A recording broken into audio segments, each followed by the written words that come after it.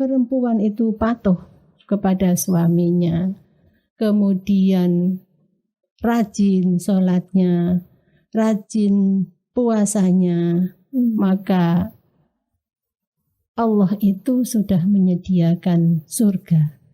Disuruh milih dari pintu mana mau masuk itu. Jadi situlah. Jadi itu pilihan bagi perempuan ketika nanti dihadapkan pada masalah-masalah seperti itu. Kalau aku gak patuh nang suami, sedangkan jaminannya surga. Aku gak patuh, mau gara-gara insya Allah sudah dicukupi semua oleh suami, kenapa tidak? Barangkali ambil keputusan itu terserah pada masing-masing. Begitu. Okay. Tapi kembali lagi, patuhnya tadi asalkan tidak berbuat maksiat. Iya, betul. Amalan apa yang bisa kita lakukan di saat bulan Ramadan? Soalnya kan kadang kalau kita haid ya, karena kita udah gak puasa, udah gak sholat, dilarang baca Al-Quran. Nah, ini kira-kira amalan seperti apa nih yang sebaiknya dilakukan perempuan tuh di bulan Ramadan? Betul. Ya kadang-kadang itu kalau sudah libur gitu ya, kedatangan haid itu ya, merasa bahwa wis bebas merdeka begitu. Jadi sudah wis gak ini gak itu kan begitu. Sudah pokoknya bebas. Tapi masih bisa disiasati ketika kita itu mau berlomba untuk menuju ke sana. Contoh.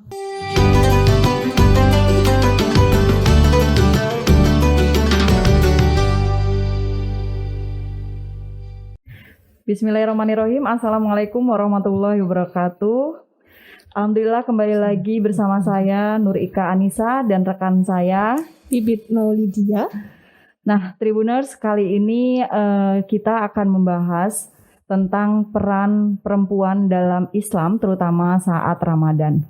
Spesial podcast Harian Surya dan Tribun Jatim Network kali ini kami kehadiran tamu yaitu Bu Faridah dari Majelis Tablik Pimpinan Wilayah Aisyah Jawa Timur. Assalamualaikum Bu. Assalamualaikum. Waalaikumsalam warahmatullahi wabarakatuh. Jadi kita nanti akan ngomongin seputar mensinergikan antara peran sosial perempuan di sosial dan di rumah tangga seperti apa Bu nantinya? Iya, monggo. Kan biasanya orang-orang itu banyak yang memandang ya Bu ya, kebanyakan memandang perempuan di rumah saja gitu. Tidak usah berkarir, nggak usah kemana-mana. Nggak usah kemana-mana. Nah sebenarnya bagaimana sih Bu kedudukan perempuan menurut Islam ini Bu dalam rumah tangga maupun dalam peran sosialnya? Baik, okay. Assalamualaikum warahmatullahi wabarakatuh. Waalaikumsalam. Sebelumnya saya akan sampaikan bagaimana sih wanita itu sebetulnya ya. Jadi wanita itu adalah makhluk di mana susunan anggota tubuhnya itu beda dengan laki-laki ya. Struktur tubuhnya beda, kemudian barangkali lemah gemulai, kekuatannya juga berbeda, kan begitu ya. Jadi kemudian ya kalau kita lihat itu perempuan itu banyak keunikan lah, gitulah. Dari dipandang dari sudut mana saja itu ya ada keindahan pada diri perempuan itu. Oleh karena itu kenapa Islam itu kemudian kok ada yang menyebut salah satu ayatnya itu sebaiknya perempuan itu di rumah saja. Ada yang seperti itu kan? Kemudian kalau di rumah saja terus bagaimana?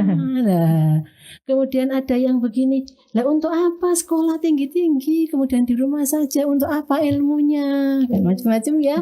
Iya, macam-macam. Jadi itu adalah perempuan itu tidak jauh beda untuk ranah publik apapun dengan laki-laki itu sama sebetulnya.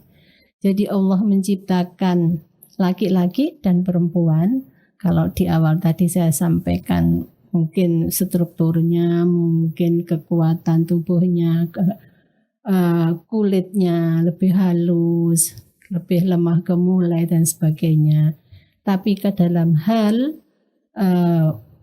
ranah di dalam baik itu dari semua dari semua segi keilmuan, keagamaan, di dalam berkiprah, beramal itu tidak ada beda dengan laki-laki. Itu sama tadi Mbak Eka, Mbak Bibi. Jadi seperti itu. Jadi wanita itu diciptakan sebagai teman jodoh bagi laki-laki. Nah, bagaimana wanita ini nanti berkiprah di masyarakat, berkiprah di rumah tangganya, itu harus sesuai dengan ajaran Islam. Kalau ajaran Islam itu ditaati, pokok-pokok yang ada, aturan-aturan yang ada di dalam Islam, ini otomatis kita membahas yang Islam kan ya, perempuan yang Islam ya, yang muslimah katakan begitu. Jadi Allah itu sudah mengatakan bahwa di dalam surat Al-Hujurat ayat 13 itu a'udzubillahi minasyaitonirrajim.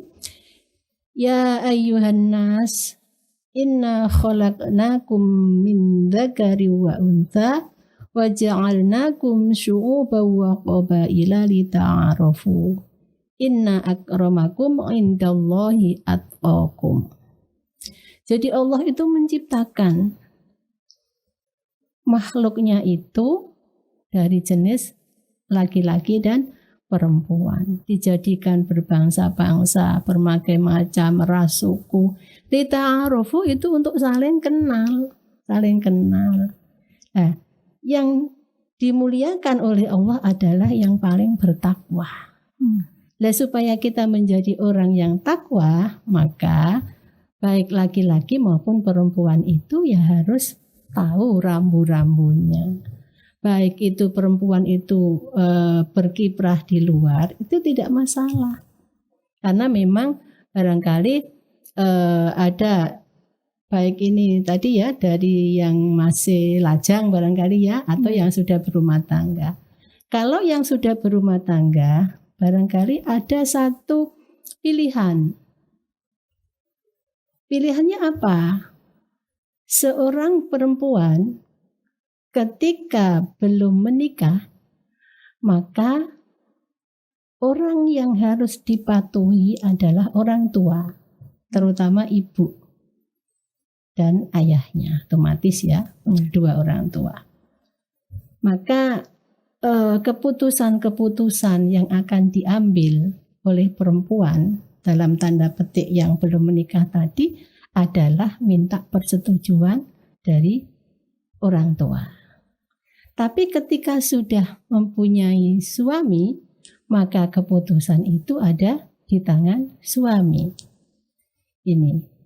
Jadi kalau toh nanti mau bekerja di luar rumah katakan, kemudian suami tidak mengizinkan, ya harus patuh. Tidak boleh kemudian bersikeras saling itu nggak baik ya, itu nggak boleh. Itu menjadikan satu rumah tangga itu menjadi kurang harmonis nantinya, karena merasa suami nggak dipatuhi. Padahal kunci surga seorang perempuan yang sudah menikah adalah di tangan suami. Selama suami tidak mengajak kepada kemaksiatan, mengajak kepada hal-hal yang dosa, maksiat, itu tidak boleh dituruti. Tapi ketika apa yang disampaikan suami itu berdasarkan Quran dan hadis, maka seorang istri harus patuh, begitu. Ya. Oke. Jadi kalau belum menikah, patokannya kalau lajang nih harus patuh dengan keputusan orang tua. Betul. Sementara kalau sudah menikah, ya patuh dengan keputusan suami. Jadi orang tua sudah nomor 2, harus nomor satu kan suami. Ya. Jadi kalau mungkin ya sekarang cara apa ya, kita ambil contoh sudah disekolahkan tinggi-tinggi oleh orang tuanya, kemudian menikah, oh wis nggak boleh kerja lagi lah karena memang suami kepinginnya seperti itu, nggak pingin melihat hasil jerih payah keringat dari istrinya, sudah duduk manis di rumah, ngurus rumah tangga saja, nungguin aku datang dari kerja, barangkali seperti itu, satu kesepakatan seperti itu, tidak apa-apa. Tapi jangan kemudian mematikan ilmu, tidak memanfaatkan ilmunya. Dari rumah juga kan bisa. Dari rumah kan bisa, kita mau apa gitu. Jadi kita harus punya inovasi-inovasi, punya inisiatif yang bagaimana bisa walaupun tanpa keluar rumah karena memang tidak diizinkan keluar rumah, apa yang kita bisa perbuat dari dalam rumah itu. Ya sekarang kan model apa? Sekarang modalnya medsos ini kan bisa aja. Ya, mungkin yang bisa dimasukkan ke dalam medsos itu kan bisa saja. Jadi tidak mengurangi daripada apa yang keilmuan yang dimiliki itu bisa dilakukan, bisa disampaikan lewat medsos ini dari dalam rumah, tidak masalah. Jadi sebenarnya Bu Farida, kedudukan wanita ini sebenarnya sama, hanya saja diatur ya tadi dalam. Iya, betul. Jadi kedudukan sama kita itu di mata Allah itu. Yang paling mulia ya karena ketakwaannya tadi. Jadi sama, laki-laki perempuan sama. Jadi di dalam ada ayat yang lain, surat An-Nahl itu, man amila sholihan min dzakarin wa huwa mu'minun. Jadi bergandengan ayat itu, dzakarin au unsa, laki dan perempuan. Tapi harus dasarnya pokoknya adalah beriman. Itu nanti amala sholihan tadi itu, amal solehnya itu sama, nilai amal solehnya sama. Iya, tidak kemudian kalau laki dinilai sekian, dikasih pahala sekian, tapi kalau perempuan sekian, bukan itu. Jadi sama, dudukannya sama. Kenapa di dalam yang lain kok ada kemudian kalau sudah suami istri itu ada di dalam surat An-Nisa ayat 35, Ar-rijalu qawwamuna 'alan nisa, barangkali itu ya. Barangkali Mbak Bibit, Mbak Eka sudah hafal ayat itu struktur kepemimpinan di dalam keluarga. Seorang laki-laki adalah sebagai kepala keluarga. Kenapa? Ya karena kelebihan-kelebihan yang dianugerahkan oleh Allah Subhanahu pada seorang laki-laki itu. Bima fadzalallah. Tapi jangan lupa seorang perempuan juga adalah kepala. Kepala apa Mbak? Rumah tangga. Kepala rumah tangga. Anak-anaknya. Iya, kepala rumah tangga. Kalau bapak kepala keluarga. Jadi sama-sama kepala gitu, sama-sama kepala.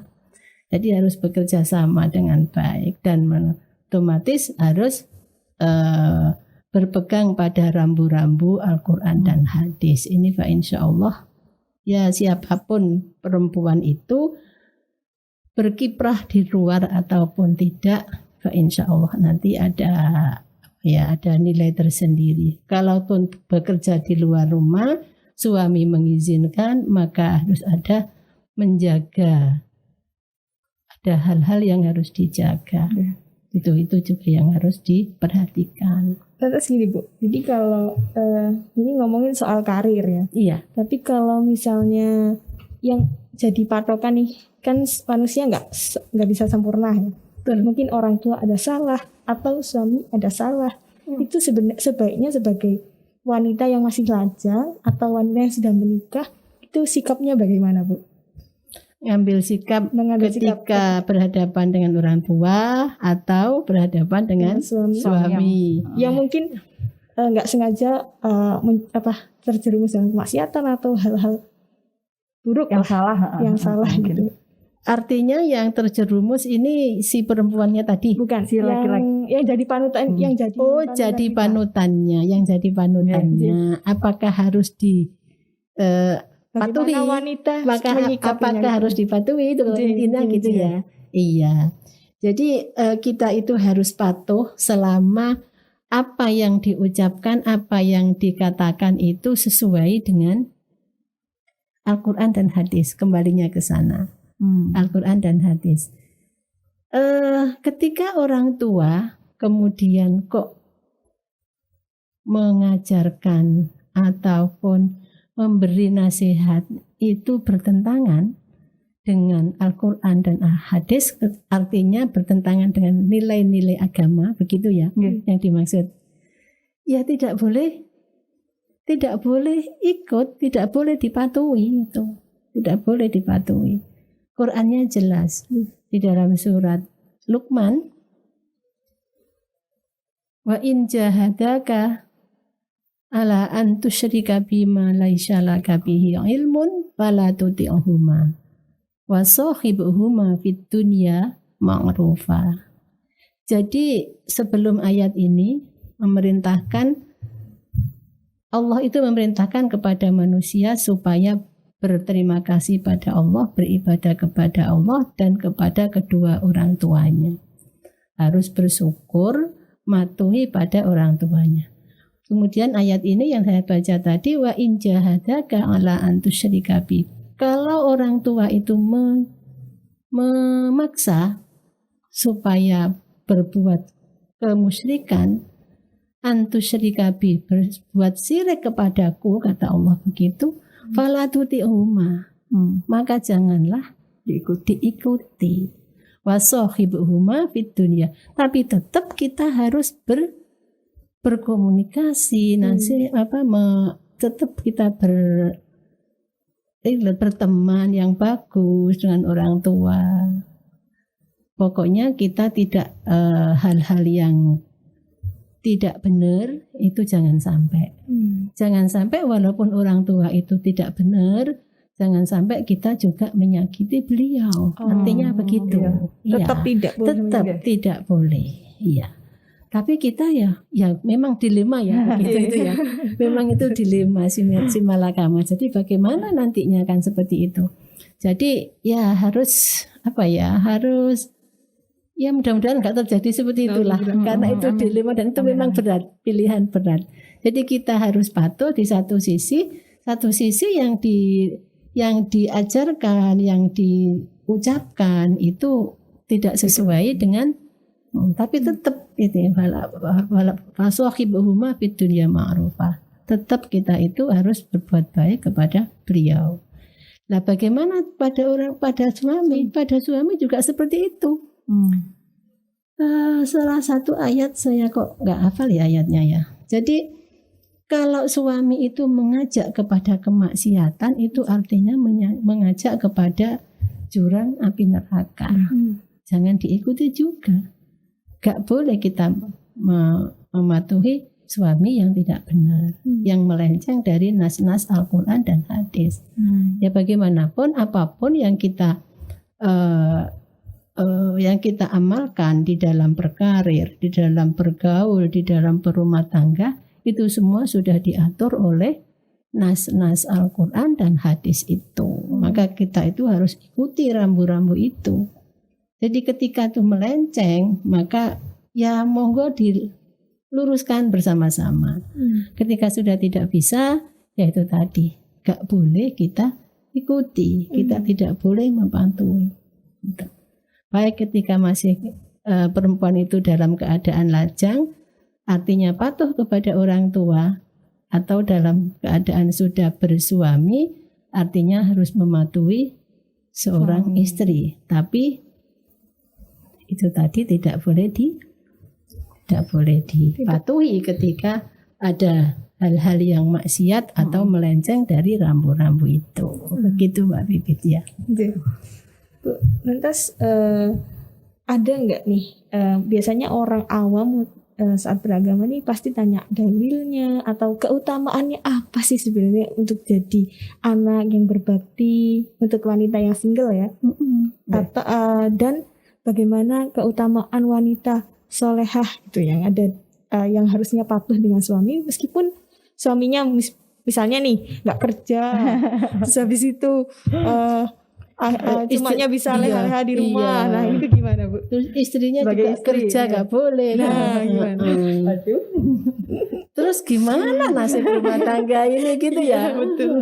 Betul. Jadi sebetulnya itu sudah ada semua Mbak Pipit, Mbak Eka. Bagaimana kriteria seorang istri, ya?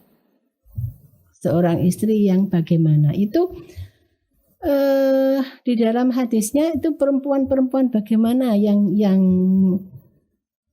dinikahi yang bagus itu ketika kita milih calon gitu ya. Jadi tungkahul mar'atu li arba'in. Ada rambu-rambunya ini hadisnya. Jadi perempuan itu dinikahi karena 4 perkara. Apa saja itu? 5 liha. Karena perempuan itu kaya. Ya. Kemudian lihasabiha. Oh, karena perempuan itu mungkin anaknya kemenak gitu ya. lagi heboh gitu ya. Kemudian atau ya anaknya bos besar gitu ya, pengusaha begitu ya. Kemudian wali jamaliha juga karena kecantikannya. Wali diniha yang keempat. Tadi kan keempat li arba'in ya. Wali diniha karena agamanya. Jadi karena hartanya, karena nasabnya, karena cantiknya, dan karena Agamanya.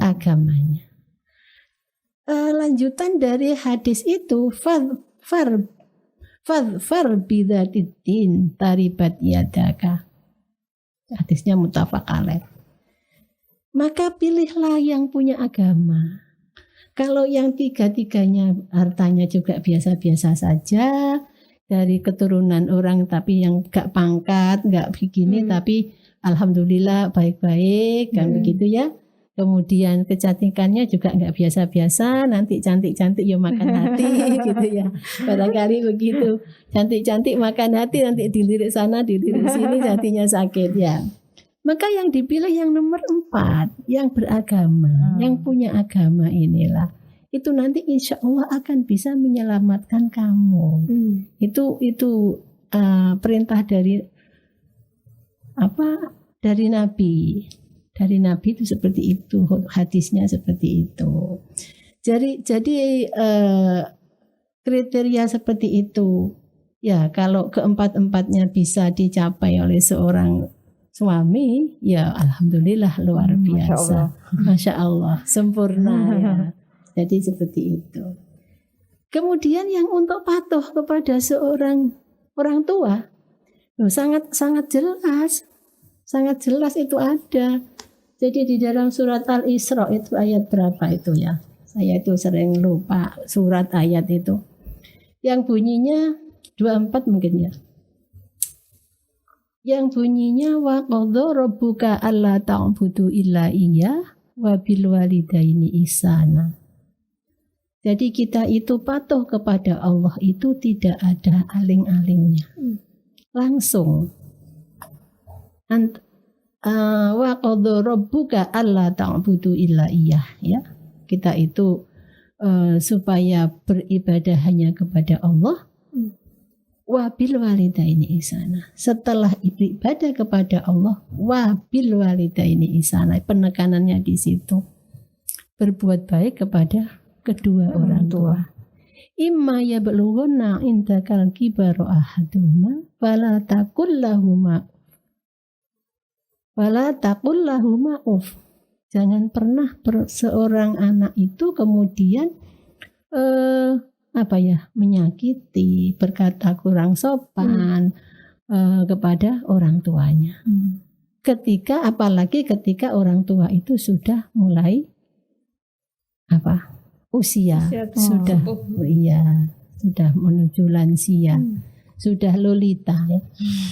Apa Mbak Lolita? Apa? Lolita.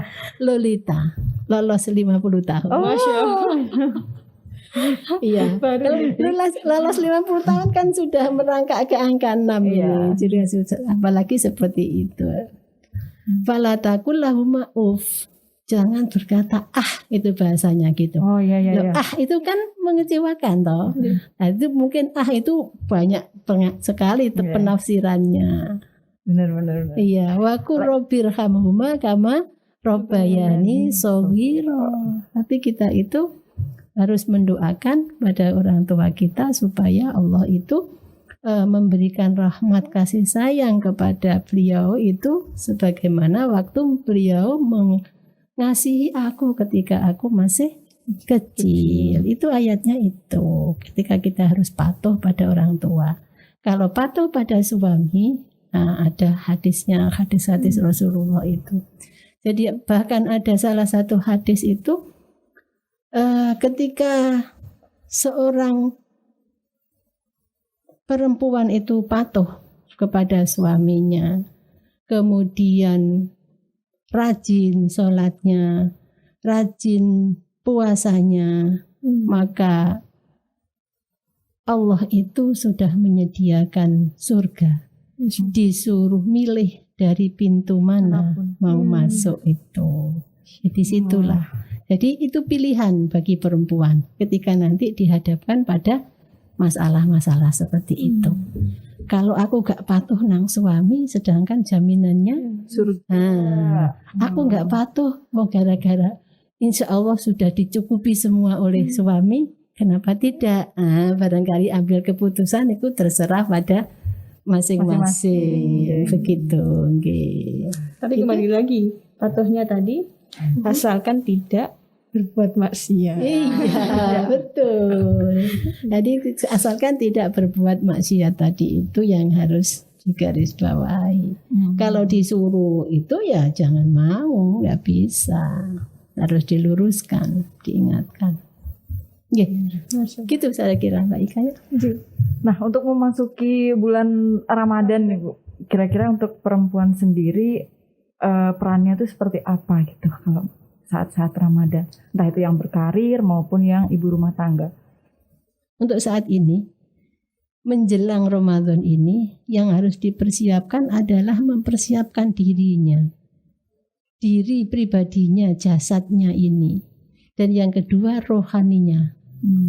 Jadi jasad dan rohani butuh dikuatkan, sama-sama butuh suplemen. Pasti. Iya, jadi rohani kita juga butuh suplemen untuk meningkatkan ibadah di bulan puasa. Emang sekali karena ibadah puasa itu dilipat gandakan kan begitu ya Mbak ya. Begitu pula untuk ini jasadnya ini, jasmaninya juga butuh suplemen, dikuatkan, dipersiapkan supaya nanti enggak ada sakit karena gak kuat gini kemudian gak kuat beribadah puasanya. Itu kan sayang sekali. Jadi saya kira untuk kiprah perempuan yang karir maupun yang tidak dalam hal menghadapi bulan puasa itu, ya itu yang harus dipersiapkan untuk keluarganya.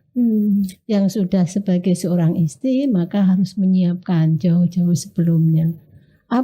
Bukan hanya menu yang harus disiapkan, bukan hanya menu makanan. Menu makanan sekarang sudah banyak sekali ya, banyak sekali dan bisa tinggal kita tutul gitu. Iya, itu sudah sampai sendiri di depan pintu kan. Itu kalau hanya menu makanan. Tapi alangkah indahnya, alangkah baiknya bila memang itu hasil karya sendiri ya, hasil karya sendiri, apapun itu wujudnya barangkali lebih nikmat kan gitu ya. Dan juga untuk mengatur pengeluaran, manajemennya bagaimana seorang istri di situ. Kadang-kadang kita itu berpuasa itu kok salah kaprah ya. Mungkin karena kepingin lidahnya ini dimanjakan gitu ya. Iya, jadi mestinya yang kalau bulan-bulan biasa itu kan makan 3 kali. Ya 3 kali kan. Nah justru puasa kan hanya 2 kali. Mestinya ada satu jatah makan itu yang bisa dialihkan ke mana? Begitu. Mungkin untuk dialihkan untuk sedekah, menambah meningkatkan kualitas sedekah kita. Tapi kenyataannya di masyarakat kan tidak. Betul nggak? Iya, justru semakin membengkak itu belanja itu. Pengeluaran itu yang biasa hari-hari biasa mungkin 50, udah puasa nanti ada dawetnya, ada kolaknya. Gitu kan? Ada apa lagi gitu ya Allah semua. Padahal nanti kalau sudah minum satu cangkir, satu gelas itu ya isi perut ya sekian itu ya gitu. Kadang-kadang gitu. Jadi yang perlu dipersiapkan itu. Kemudian saya barangkali untuk perempuan ini memang harus meningkatkan sedekah. Meningkatkan sedekahnya. Sebab apa? Rasulullah itu pernah memberikan satu pesan, wahai perempuan, perbanyaklah bersedekah. Karena saya melihat Anda sekalian itu banyak sebagai penghuni. Penghuni apa? Neraka. Loh kok tahu? Gak aku loh yang ngomong. Iya, jadi di situ kita harus hati-hati. Harus itu. Loh kenapa ya Rasul, kami kok sebagai orang penduduk neraka yang banyak kok perempuan? Ini para sahabat perempuan itu. Ya karena Rasulullah kemudian begini, bukankah kesaksian perempuan itu separuh dari kesaksian laki-laki? Betul kan? Iya. Bukankah kalian itu kalau kedatangan tamu haid, tidak berpuasa, tidak sholat, ya itu agamanya separuh. Karena kurangnya agama itu, karena kurangnya nilai kesaksian itu, agamanya kurang, disitulah maka tutuplah dengan bersedekah. Ditutup dengan rajin sedekah. Jadi nilai sedekah itu luar biasa. Bukan nilai sholat. Karena apa? Penyesalan seseorang yang ketika tahu bahwa sedekah itu nilai tinggi pahalanya, maka di akhir surat Al-Munafiqun itu ada potongan ayat, laula akhortani ila ajalin qarib fa as-saddaqa wa akum minas sholihin. Ya Allah, kalau seandainya umurku ditambah, diakhirkan usiaku, aku akan bersedekah supaya aku menjadi orang-orang yang soleh. Itu penyesalan orang-orang ketika sudah lewat masa amalnya.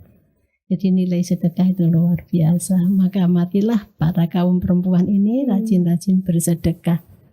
Seberapa nilainya monggo. Jadi kan kalau nilai banyak dan sedikitnya itu menurut kemampuan. Tapi marilah kita bersedekah. Ini Bu Fadila, menyinggung soal Ramadan ya, karena tapi kita untuk Ramadan. Jadi sebenarnya selain sedekah tadi, amalan apa yang bisa kita lakukan di saat bulan Ramadan? Soalnya kan kadang kalau kita haid ya, karena kita udah nggak puasa, udah nggak sholat, dilarang baca Al-Quran. Nah, ini kira-kira amalan seperti apa nih yang sebaiknya dilakukan perempuan tuh di bulan Ramadan? Betul. Ya kadang-kadang itu kalau sudah libur gitu ya, kedatangan haid itu ya, merasa bahwa wis bebas merdeka begitu. Jadi sudah wis nggak ini nggak itu kan begitu. Sudah pokoknya bebas. Tapi masih bisa disiasati ketika kita itu mau berlomba untuk menuju ke sana. Contoh ya monggo kita itu berlomba masak umpama dari nilai-nilai yang lain. Kalau kita nggak bisa bermunajat pada Allah, nggak bisa sholat taraweh, nggak bisa puasa, tadarus, baca Quran, itu bisa disiasati dengan mengamalkan amalan-amalan yang lain. Contohnya apa? Barangkali sisihkan belanja untuk dimasak, diberikan kepada orang-orang yang berpuasa. Jadi sisihkan dari usahakan dari sisi yang lain, yang itu nilainya tinggi. Jadi kita tetap bisa beramal sebagaimana amalnya orang-orang yang sedang berpuasa, karena iman sekali. Karena amalan pada saat orang berpuasa itu berlipat ganda itu, supaya kita tidak tertinggal. Terkadang kalau memang sudah aku bebas merdeka gitu. Siapa? Siap itu. Ini baru memasuki rumah tangga dan baru akan menghadapi bulan puasa. Oh gitu. Ya, ditoto ya. Tapi benar sih kalau untuk menata kesehatan fisik, kesehatan jasmani dan rohani gitu. Terus kemudian bersedekah dan beramal ya. Tapi biasanya itu kalau udah sibuk, orang-orang sibuk kerja gitu Mbak, udah lupa menuju pertengahan ya Bu ya, pertengahan puasa. Ini kok bolong-bolong. Tarawihnya bolong-bolong, apalagi yang mungkin masyarakat ada yang jualan malam gitu untuk kerja mau takbiran gitu, harus jualan ini malam gitu. Mengumpulkan uang. Nah ini harus benar-benar ditata lagi ibadahnya gitu. Betul. Jadi ketika ya namanya kehidupan manusia seseorang itu kan nggak sama. Ada yang baik-baik saja, ada yang kurang baik, ada yang stabil, ada yang tidak, kan begitu ya. Apalagi yang wira swasta kadang naik, kadang turun, beda kalau karyawan, beda PNS kan gitu ya. Ya kita harus pandai-pandai mengatur lah. Ketika masa-masa Ramadan kita harus berjuang, memang berjuang untuk selain untuk diri kita sendiri, untuk keluarga, kemudian untuk masyarakat juga. Jadi kami tekankan sekarang ini juga pada perempuan yang barangkali masih punya hutang puasa, yang punya puasa. Ini adalah satu di dalam rumah tangga itu satu kewajiban. Kalau masih lajang ya ibu orang tuanya yang mengingatkan. Ini puasa tinggal beberapa hari. Kalau sudah bersuami, suami punya tugas untuk menanyakan utang puasa wis disaur durung. Nah, gitu. Jadi ke sana itu penekanan. Begitu pula tentang pekerjaan. Ada seseorang itu yang betul-betul menghormati bulan puasa itu karena memang memahami dan kepingin mendapatkan ampunan pada bulan puasa. Iya, itu mengurangi frekuensi kerjanya karena sudah menabung yang 11 bulan itu. Ya, 11 bulan itu sudah nabung, hasilnya itu sudah ditabung. Itu ada yang trik seperti itu ada. Jadi nanti ketika Ramadan datang, ya santai aja lah, sewajarnya saja lah gitu. Sewajarnya saja kerjanya nggak begitu ngoyo gitu. Terutama yang swasta itu. Tapi di sisi lain ada nggak seperti itu. Justru Ramadan ini momen yang luar biasa. Ya kami tidak kemudian menganggap mereka itu lalai dengan saya kira juga tidak. Mungkin kita kan tidak tahu. Mungkin di sela-sela itu juga bermunajat pada Allah dengan lebih. Kita juga tidak tahu. Karena Allah itu ya kalau kita menuruti Qur'annya itu kan memang kita harus dua-duanya balance. Dunia dan akhirat itu harus balance. Wabtaghi fima atakallahu darul akhirah wala tansa nasibaka minad dunya. Allah itu kita disuruh supaya merebut darul akhirah, kehidupan untuk akhiratnya. Wala tansa nasibaka, tapi jangan lupakan nasibmu di dunia itu juga harus dikejar. Wala tansa nasibaka minad dunya. Jadi dua-dua harus balance. Karena Al-Qur'annya ngajak seperti itu. Wa ahsin kama ahsanallahu ilaika, dan berbuat baiklah sebagaimana Allah itu sudah berbuat baik kepada kamu. Jadi Allah itu senantiasa berbuat baik tanpa sedikit pun ya, sedetik pun Allah itu senantiasa berbuat baik.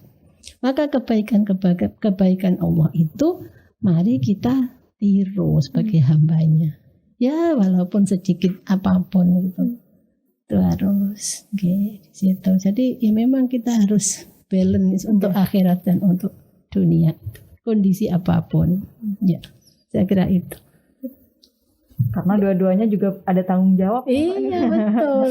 Dan sebagian itu kan bilang bahwa kalau sudah meninggal itu sudah nggak ada urusan. Padahal meninggal itu adalah awal dari kehidupan yang abadi itu. Ya harus hati-hati di sana, waspada dan hati-hati. Masya Allah, terima kasih Bu Farida atas ilmunya. Ya. Semoga bermanfaat juga untuk para Tribuners kali ini. Sayangnya durasinya nih Bu, mungkin lain kali kita akan berbincang kembali. Karena dalam Ramadan ini banyak sekali berkah yang harus kita cari ya Bu. Iya. Yang kita harus berebut itu. Benar, harus sekali, berebut. benar Iya. sekali. Semoga bisa bertemu lagi dengan Ramadan selanjutnya. Amin. Jazakallah khairan. Iya. Oke. Sepertinya cukup sekian perbincangan kali ini di spesial Ramadan. Semoga ilmu dari kita semua di sini bermanfaat untuk kalian semua. Terima Amin. kasih. Assalamualaikum warahmatullahi wabarakatuh.